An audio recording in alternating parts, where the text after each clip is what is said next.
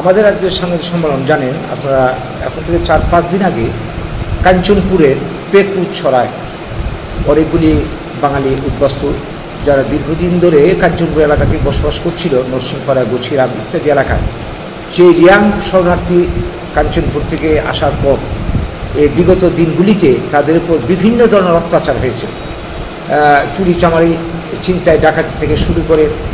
তো এই পরিস্থিতিতে পরে নিরাপত্তার অভাবে তারা এলাকা ছেড়ে বিভিন্ন জায়গাতে কাঞ্চনপুরে আশ্রয় নিয়েছিল। এখন সেইখানেও থাকতে পারছে না, বাধ্য হয়ে তারা পেকুছড়া নামক একটা পানিসাগর ব্লকের অন্তর্গত মহকুমাতে এরা এসে আশ্রয় নিয়েছে।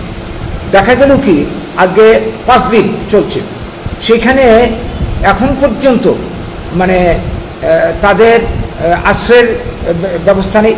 খোলা আকাশের নিচে থাকছে, তাঁবু টাঙিয়ে, ত্রিপল টাঙিয়ে, তারপর পানীয় জলের ব্যবস্থা নেই, খাদ্য দূরে থাক। প্রায় অনেকগুলি পরিবার, 217 জন 51টি পরিবারের মধ্যে, এর মধ্যে শিশু রয়েছে, বৃদ্ধ বৃদ্ধা। এই যে অবস্থা, এতদিন ধরে এরা এই অসহায় অবস্থায় আছে। দেখা গেল গতকাল না পরশুদিন প্রশাসন থেকে কিছু কর্তা ব্যক্তিরা গিয়ে তাদের সঙ্গে যোগাযোগ করেছে। যোগাযোগ করার মানে চাপ দেওয়া, বন দপ্তরের কর্মী আছে, চাপ দিয়েছে আপনার এলাকা ছাড়তে হবে, এলাকা ছাড়তে হবে। তো আমরা পাশাপাশি দেখলাম তাদের কাছাকাছি এলাকাতে প্রচুর, প্রায় 100-র মতো উপজাতি পরিবার দীর্ঘদিন ধরে এখানে বসবাস করছে, তাদের নিয়ে কোনো কথা নেই। অথচ তাদেরকে উচ্ছেদ অভিযানের জন্য তারা চাপ সৃষ্টি করছে। পানীয় জলটুকুর ব্যবস্থা না করে খাদ্যের ব্যবস্থা দূরে থাক, তারা এই ধরনের চাপ সৃষ্টি করছে। পানীয় জল আনতে চাইছে, স্থানীয়রা গিয়ে পানীয় জল আনতে দিচ্ছে না। এটি কি ধরনের অমানবিক আচরণ? আমরা দীর্ঘদিন ধরে লক্ষ্য করছি এই ত্রিপুরাতে এই রিয়াং শরণার্থী আগমনের পর আজকে তাদেরকে এই যে 600 কোটি টাকার প্যাকেজ দিয়ে পুনর্বাসনের ব্যবস্থা করা হলো।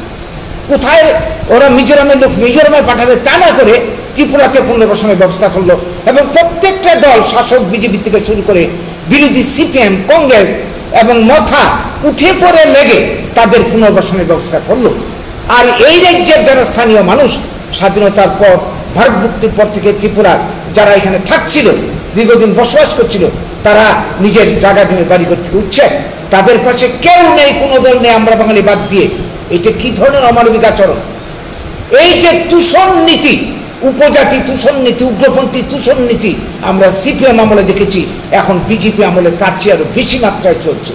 কেউ নেই বাঙালির পাশে। এটা আর কতদিন চলতে পারে? এই বাঙালির উপর এই ধরনের বিমাতৃসুলভ আচরণ স্বাধীনতার পর থেকে যেটা চলছে, এটা আর কতদিন চলতে পারে? এটা আমরা আর সহ্য করবো না, অনেক হয়েছে।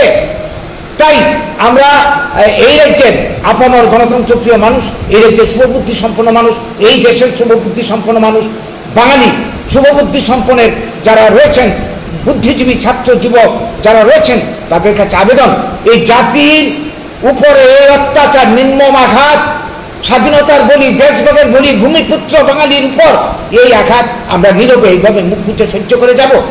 এই ধরনের মানে আত্মবিস্মৃতি আর কতদিন চলবে?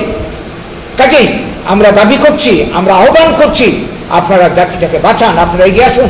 আপনারা এগিয়ে আসলেই, আপনাদের সহযোগিতা পেলেই আমাদের এই যে আন্দোলন, আমাদের এই যে বাঁচার অধিকার রক্ষার আন্দোলন সফল হবে। আজকে আমরা 6টা দাবিকে সামনে রেখেছি। 1 নম্বর, বিকল্পের ব্যবস্থা না করে পেকুছড়া আশ্রিত কোনো বাঙালি পরিবারকে সেখান থেকে উচ্ছেদ করা চলবে না। যাবে কোথায়? এদের আর কোথাও যাওয়ার জায়গা নেই। যাওয়ার যদি ভালো জায়গা থাকে, কোন কারণে মানুষ নিজের ঘর ছেড়ে এসে জঙ্গলে এসে আশ্রয় নেয়? 2 নম্বর দাবি, অবিলম্বে পেকুছড়া যারা আশ্রয় নিয়েছে তাদের খাদ্য, পানীয় জলের ব্যবস্থা, ওষুধপত্র এবং থাকার জন্য ঘর নির্মাণের ব্যবস্থা করতে হবে।